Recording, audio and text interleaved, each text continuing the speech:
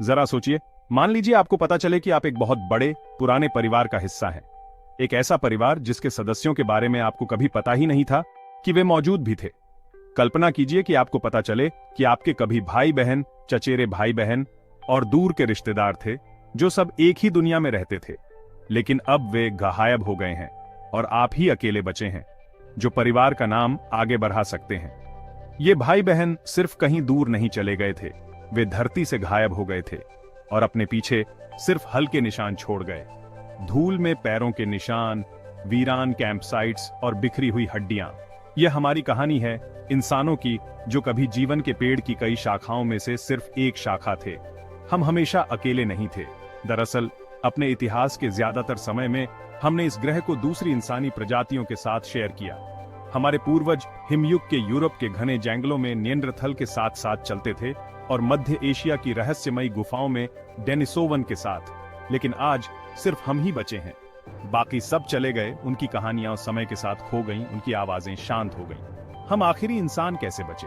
किस बात ने हमें अपने प्राचीन रिश्तेदारों से अलग किया और हम क्यों बचे जबकि बाकी कई नहीं बचे? 70,000 साल पहले हमारे पूर्वज जानवरों का एक और समूह थे जो विशाल अफ्रीकी सवाना में घुल मिल गए थे। ऊंचे हाथियों, खतरनाक शेरों और अनगिनत दूसरे जीवों के बीच रहते थे। वे सबसे बड़े, सबसे तेज या यहाँ तक कि सबसे स्मार्ट भी नहीं थे, अभी तक नहीं। उनका जीवन रोजाना जीने के लिए एक संघर्ष था और दुनिया पर उनका असर बमुश्किल ही दिखाई देता था। हजारों सालों तक इंसानों ने जमीन पर बहुत कम निशान छोड़े। उनकी मौजूदगी उतनी ही क्षणभंगुर थी जितनी हवा से मिट जाने वाले पैरों के निशान। अपने उदय को सही मायने में समझने के लिए हमें लाखों साल पीछे जाना होगा, उस समय में जब हमारे पूर्वज चिंपैंजी के वंश से अलग हुए, जो हमारे सबसे करीबी जीवित रिश्तेदार हैं।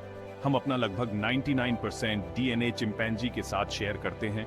यह एक विनम्र याद दिलाता है कि अपनी सभी उपलब्धियों के बावजूद हम अभी भी जानवर साम्राज्य से गहराई से जुड़े हुए हैं। समय के साथ हमारी यात्रा एक सीधा रास्ता नहीं थी। यह एक उलझी हुई शाखाओं वाली कहानी थी जो डेड एंड और नई शुरुआतों से भरी थी। कई अलग अलग इंसानी प्रजातियां एक साथ धरती पर चलती थीं, कभी प्रतिस्पर्धा करती थीं, कभी सहयोग करती थीं, सभी जीने के लिए संघर्ष करती थीं। दुनिया कभी सचमुच एक विविध इंसानी ग्रह थी जिसमें निएंडरथल, डेनिसोवन और दूसरे रहस्यमयी रिश्तेदार हमारे साथ परिदृश्य साझा करते थे। हम होमो सेपियंस कैसे अकेले बचे, इसकी कहानी इनोवेशन, सहयोग और विजय की कहानी है। एक कहानी कि कैसे हमारे पूर्वजों ने अनुकूलन करना सीखा, बनाना सीखा और बाकी सभी से ज्यादा समय तक जीना सीखा। यह वह शानदार यात्रा है जिसने हमें आज का इंसान बनाया है। एक रहस्य, लचीलेपन और इंसानियत की अमर भावना से भरी यात्रा। हमारी कहानी में पहली क्रांति इमेजिनेशन या इंटेलेक्ट की नहीं थी। यह खुद शरीर का ट्रांसफॉर्मेशन था, एक फिजिकल चेंज जिसने आगे आने वाली हर चीज के लिए स्टेज तैयार किया। लगभग 6 मिलियन साल पहले क्लाइमेट में बड़े बदलावों के कारण अफ्रीका के घने जंगल सिकुड़ने लगे। जैसे जैसे पेड़ कम होते गए, एप्स के कुछ समूह एक नई दुनिया के किनारे पर फंस गए।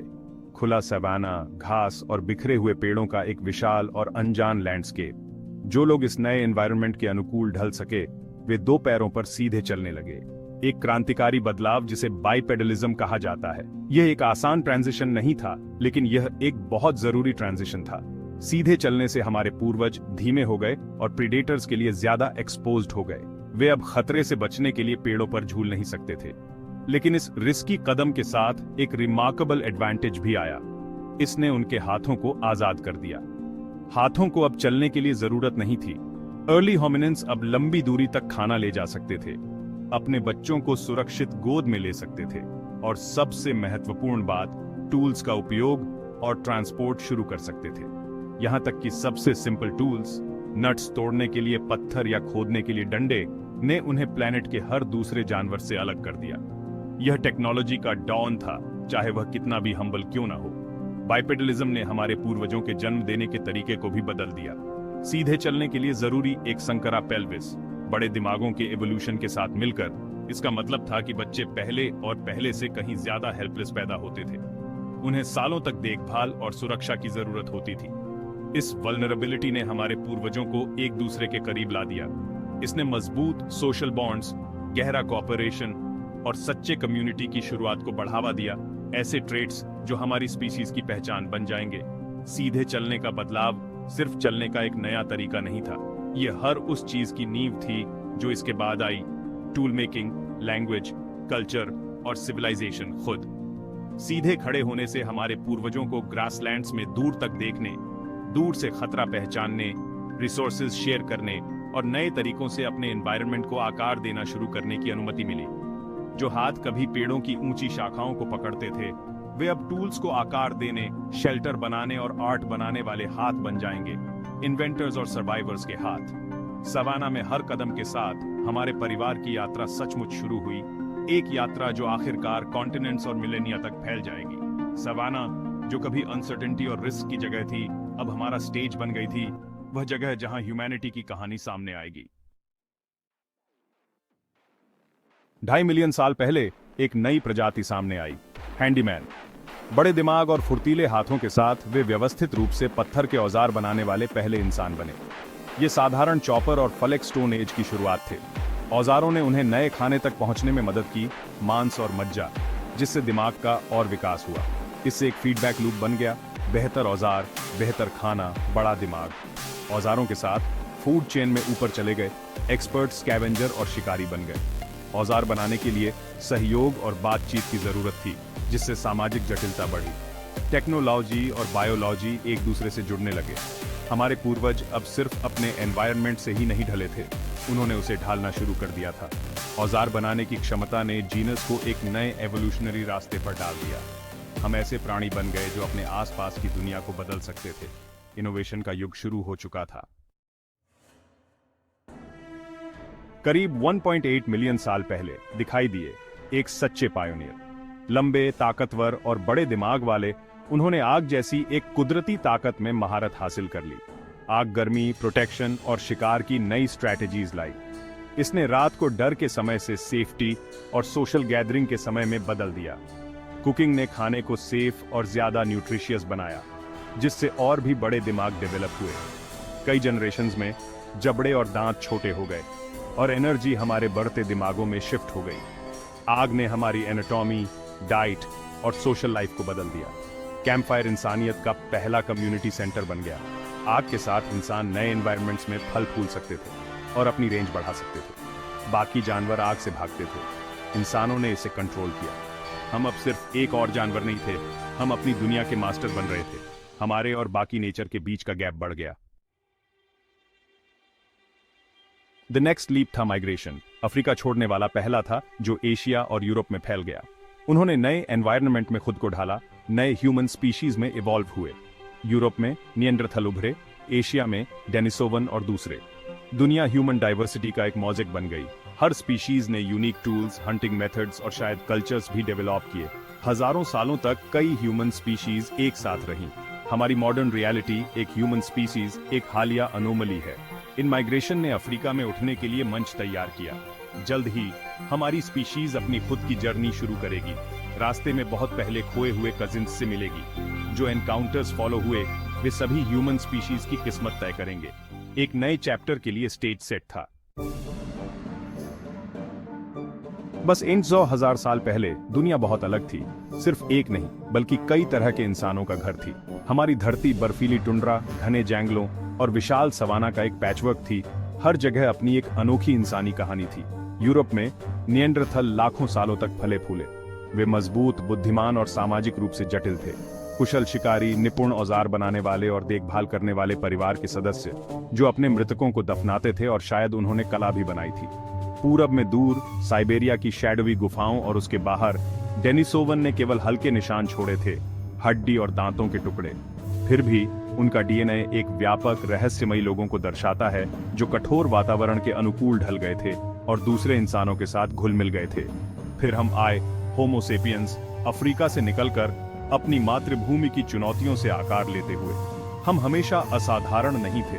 हजारों सालों तक हम छोटे समूहों में रहते थे, अपने चचेरे भाइयों की तरह ही साधारण औजारों का इस्तेमाल करते थे। हमारा जीवन कठिन था, हमारी तकनीक सामान्य थी और हमारा अस्तित्व अनिश्चित था। हम शिकार करते थे, इकट्ठा करते थे और आग के चारों ओर हडल रहते थे, ठीक वैसे ही जैसे निएंडरथल और डेनिसोवन करते थे। लेकिन फिर कुछ बदल गया। जैसे ही हम अफ्रीका से बाहर निकले, हम दुनिया भर में फैलने लगे। आखिरकार अपने प्राचीन चचेरे भाइयों से आमने सामने मिले। क्या हम उनके साथ मिल गए या हमने उन्हें भगा दिया? जवाब, जैसा कि पता चला, दोनों है। हमारी मुलाकातें जटिल थीं, कभी शांतिपूर्ण, कभी हिंसक और अक्सर इंटीमेट। डीएनए सबूत अब दिखाते हैं कि हमने निएंडरथल और डेनिसोवन दोनों के साथ इंटरब्रेड किया। आज अफ्रीका के बाहर हर व्यक्ति अपने जीन्स में इन प्राचीन रिश्तेदारों की एक छोटी लेकिन महत्वपूर्ण विरासत रखता है। फिर भी जहां भी हम पहुंचे, दूसरे इंसानी प्रजातियां जल्द ही गायब हो गईं। उनकी संख्या कम हो गई, उनकी संस्कृतियां फीकी पड़ गईं और आखिरकार वे पृथ्वी से गायब हो गए। हमारा आगमन अक्सर हमारे रिश्तेदारों के लिए मौत की सजा था, चाहे प्रतियोगिता से, बीमारी से या सिर्फ उनसे ज्यादा संख्या में होने से हम आखिरी इंसान बचे।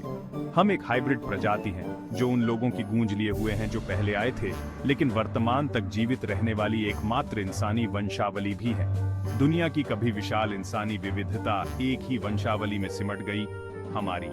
इंसानी परिवार के पेड़ की बाकी सभी शाखाओं को काट दिया गया, लेकिन हम सफल क्यों हुए जहां दूसरे असफल रहे?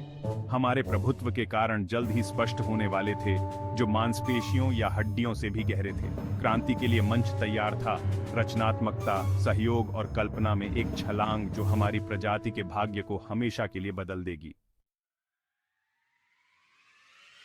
हमें क्या अलग करता था? हमारे शरीर नहीं, बल्कि हमारा दिमाग। आज से 70,000 से 30,000 साल पहले एक कॉग्निटिव रिवॉल्यूशन हुआ। हमें एब्स्ट्रैक्ट सोचने और मुश्किल भाषा का इस्तेमाल करने की एबिलिटी मिली। हम ऐसी चीजों की कल्पना कर सकते थे जो असल में थी ही नहीं, जैसे गॉड, नेशन, लॉ और स्टोरीज। इससे हम बड़ी संख्या में एक दूसरे के साथ काम कर पाए, जो कोई और जानवर नहीं कर सकता था। एक जैसे मिथकों ने अनजाने लोगों को कॉमन गोल्स के लिए एक किया, जैसे बिल्डिंग बनाना, ट्रेडिंग करना, जंग लड़ना। आर्ट, ट्रेड और एडवांस टूल्स सामने आए, जो हमारी नई मेंटल पावर्स का सबूत था। हमने बो, नीडल और लंबी दूरी के ट्रेड नेटवर्क बनाए। हमारी इमेजिनेशन ने हमें कल्चरली अडेप्ट करने दिया, सिर्फ जेनेटिकली नहीं। जहां निएंडरथाल्स छोटे ग्रुप्स में कोऑर्डिनेट कर सकते थे, वहीं सेपियंस हजारों को यूनाइट कर सकते थे। यह फ्लेक्सिबिलिटी हमारा सीक्रेट वेपन था। इसने हमें हर दूसरे ह्यूमन स्पीशीज से आगे निकलने में हेल्प की। शेयर्ड स्टोरीज की पावर ने सब कुछ बदल दिया। कल्पना के दम पर सैपियंस दुनिया भर में तेजी से फैल गए। यूरोप में हमारे आने के तुरंत बाद निएंडरथल गायब हो गए। एशिया में डेनिसोवंस और दूसरे भी गायब हो गए। 12,000 साल पहले तक सिर्फ सैपियंस ही बचे थे।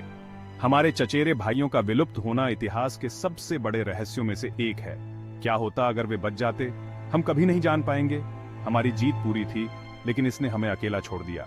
हम खुद को चरम पर देखते हैं, लेकिन विकास एक उलझी हुई झाड़ी है, सीढ़ी नहीं। हमारा प्रभुत्व तय नहीं था।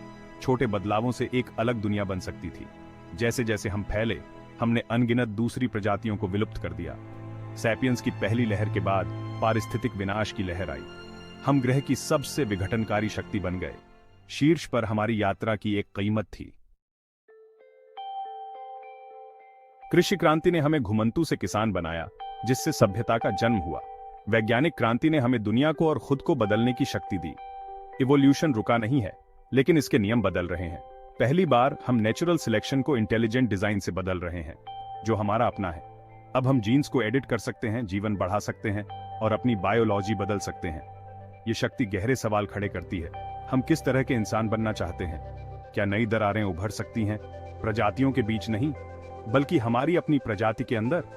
हमारी कॉग्निटिव एबिलिटीज हमें और करीब ला सकती हैं या और दूर कर सकती हैं। हम 60 लाख साल की विरासत के वारिस हैं, अपने विलुप्त हो चुके कजिन्स की याद लिए हुए। मानव इवोल्यूशन की कहानी अभी खत्म नहीं हुई है। हम एक ऐसे मोड़ पर खड़े हैं, खुद को खत्म करें या अपनी सीमाओं को पार करें। पहली बार चुनाव सचमुच हमारा है। अगला चैप्टर हम पर निर्भर करता है। अगर आपको मानव विकास की यह यात्रा पसंद आई हो तो लाइक करें, सब्सक्राइब करें और इस वीडियो को अपने दोस्तों के साथ शेयर करें। आइए मिलकर ज्ञान फैलाएं और अगला चैप्टर साथ में लिखें।